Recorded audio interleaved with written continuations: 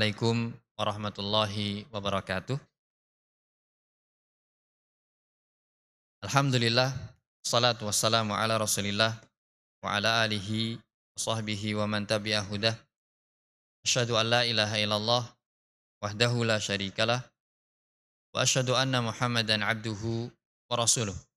Allahumma salli ala Muhammad wa ala ali Muhammad kama sallaita ala Ibrahim wa ala ali Ibrahim innaka Hamidum Majid. Allahumma inna nas'aluka ilman nafi'a wa rizqan thayyiba wa amalan mutaqabbala Allahumma amin. Ahibati fillah, jamaah salat tarawih dan insyaallah witir Masjid Ukhuwah Islamiyah yang semoga senantiasa dirahmati Allah Azza wa Jalla. Ada sebuah hadis ilahi atau biasa kita mengenal dengan hadis qudsi yang diriwayatkan oleh sahabat Abu Waqid Al-Laisi. Beliau mendapatkan riwayat dari Nabi kita Muhammad sallallahu alaihi wa alihi wasallam, dan beliau Nabi kita yang mulia sallallahu alaihi wasallam mendapatkan riwayat dari Rabbnya. Yaqulullahu azza wa jalla, ya Allah Subhanahu wa taala berfirman, "Inna anzalnal mal liiqamis shalah wa itaiz zakah. Lau kana libni Adam wadin la ahabbu lahu ayyakuna wadiyan wadi sanin. Walau kana lahu wadiyan la ahabbuhuma thalithun wala yamla'u jawfa ibni Adam illa turab wa yatubullahu ala man tab." Hadis ilahi ini menjelaskan kepada kita tentang manusia kaitannya dengan harta. Kalau kita semua hidup dan ditanya apa tujuan hidup kita, maka jawabnya apa? Jawabnya tujuan hidup kita adalah untuk beribadah kepada Allah Ta'ala. Tapi kemudian kalau kita ditanya ketika kita punya harta, apa tujuan harta yang kita miliki itu? Maka hadis ilahi ini menjawab pertanyaan ini. Inna anzalnal mal liiqamis shalah wa itaiz zakah. Sesungguhnya kami, ini Allah yang berfirman dalam hadis qudsi, sesungguhnya kami Allah Azza wa Jalla menurunkan harta, berarti Allah yang menurunkan harta, kemudian mengedarkan dan mewujudkan ada di antara kita, itu adalah liiqamis shalah wa itaiz zakah. Sebagai sarana untuk manusia bisa menegakkan sholat dan menunaikan zakat. Jadi dari hadis ini, para ahli hadis menjelaskan bahwasanya harta yang diturunkan oleh Allah Azza wa Jalla itu tujuannya adalah untuk menegakkan syiar-syiar agama. Yang paling penting di antara syiar agama adalah sholat. Karena hubungannya manusia dengan Rabbnya itu dengan sholat. Tapi tidak tercukup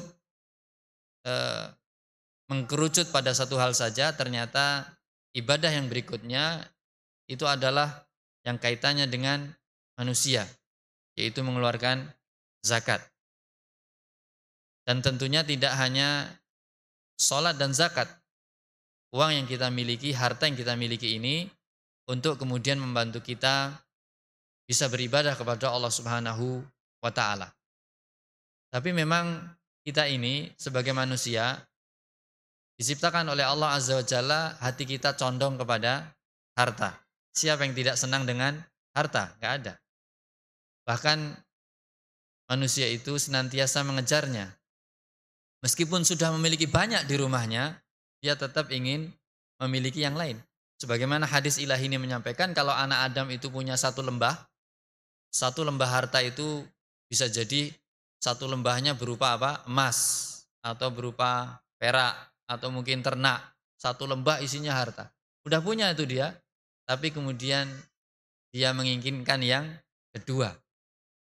Sudah punya dua lembah harta, ternyata dua lembah harta yang berupa emas ini tidak mencukupinya.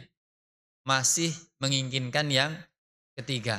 Maka hadis ilahi menyebutkan bahwasanya anak Adam ini tidak akan pernah puas mengejar dunia sampai perutnya penuh dengan bahan penciptaannya, yaitu apa?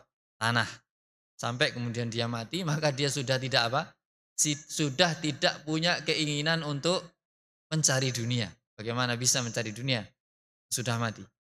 Maka kemudian hadis ilahi ini ditutup wa yatubullah ala man tab.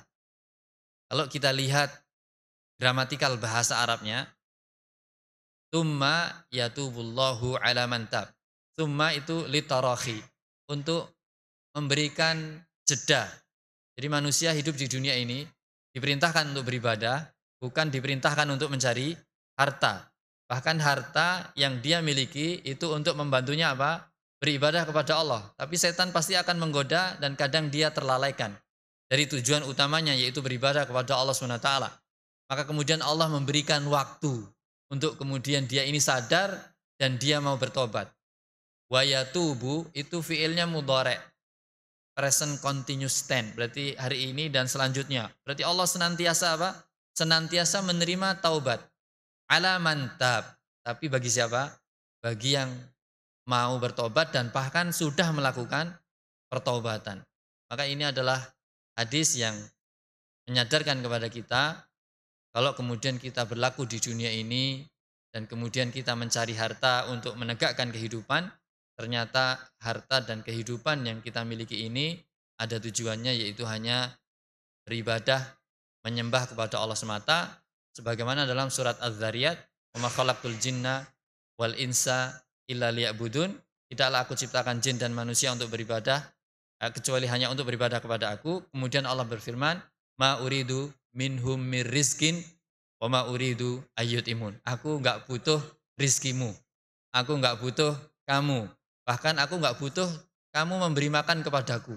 Karena engkau tidak diciptakan untuk memberi rizki kepada aku atau memberi makan kepadaku. Tapi tujuan hidupmu, dan kalau engkau memiliki harta, itu hanyalah untuk kemudian menegakkan din ini, untuk hanya beribadah kepada Allah Azza wa Jalla. Semoga Allah mudahkan kita semua untuk bisa betul-betul mengerjakan tugas pokok kita, yaitu beribadah, dan setiap harta yang kita miliki bisa membantu kita untuk beribadah kepada Allah Azza wa Jalla. Aku qauli hadza wa astaghfirullah li wa lakum wa akhiru da'wana alhamdulillahirabbil alamin. Assalamualaikum warahmatullahi wabarakatuh. Assalamualaikum warahmatullahi wabarakatuh.